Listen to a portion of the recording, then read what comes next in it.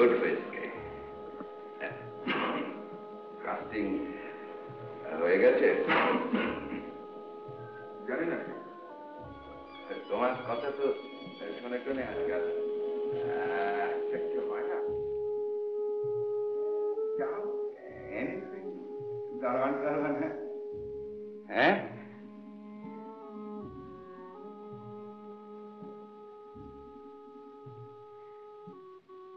stagnation.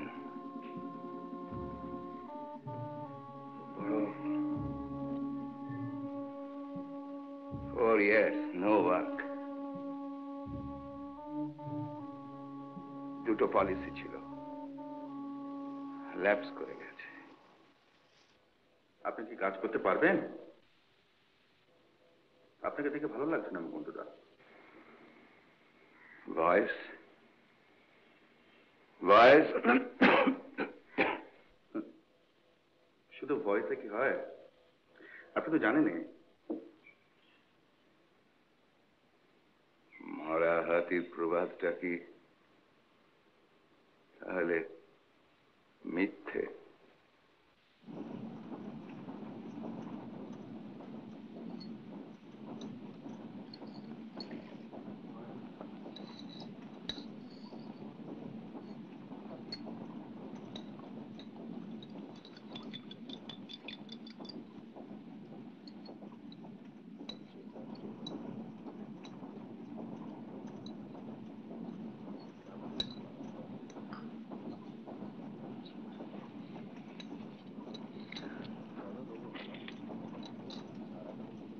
কার্ডটা দিলেন ভদ্রলোককে?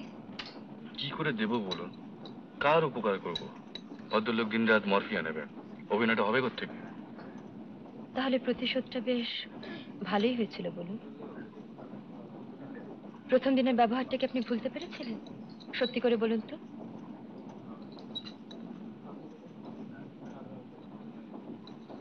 বাহ বাহ, আপনি তো খুব সাংঘাতিক লোক মশাই।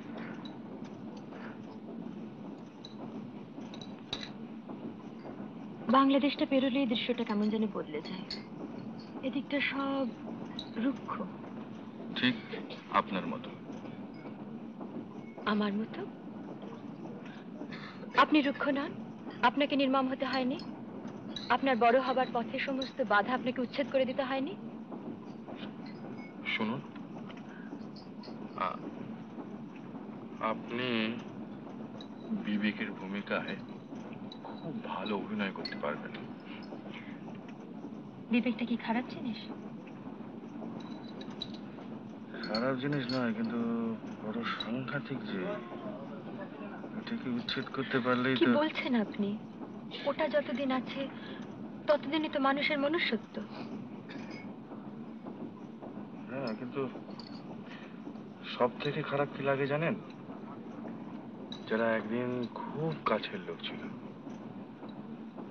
এই যেমন ধরুন বীরেশ। বীরেশ আর আমি 10 বছর একসঙ্গে পড়েছি, এক স্কুল এক কলেজ। ও করতো পলিটিক্স আর আমি বেকার, কাজেই আমি যেতুম ওর সঙ্গে।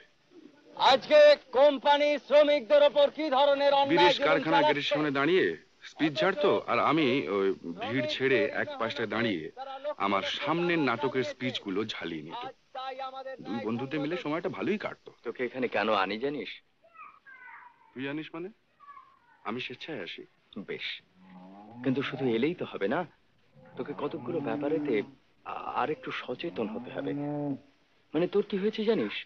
তোর এই নাটক ফাটক নিয়ে তুই এমন একটা কল্পনার জগতের মধ্যে রয়ে গেছিস যে বাস্তব জগতের সঙ্গে তোর ঠিক পরিচয় ঘটছে না।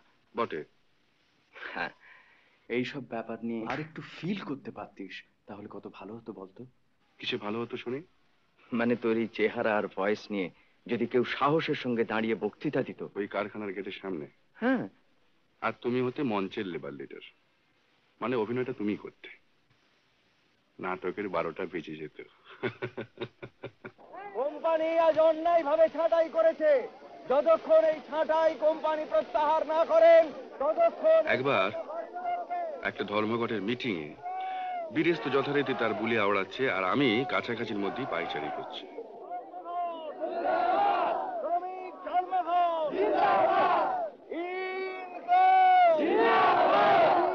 এমন সময় একটা আওয়াজ পেয়ে ঘুরে দেখি একদল লোক, অবভিয়াসলি দালাল, তারা মিটিং এর দিকে এগিয়ে আসছে, আর তাদের পেছনেই একটা পুলিশ ভ্যান।